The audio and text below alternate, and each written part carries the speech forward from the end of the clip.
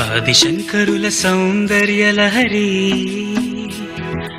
దేవులపల్లి లలిత గీతాచరి, శ్రీనాథ శృంగార లాహిరి, వేటూరి గేయాల మాధురి, నవల శౌరి, ఎండమూరి, షెల్లి కీచు, ఎద్దన పూడి, ఎందరో మహానుభావులు చూపిన దారి, పట్టాల్సిన పిచ్చే ప్రేమరా, పుట్టాల్సిన చిచ్చే ప్రేమరా.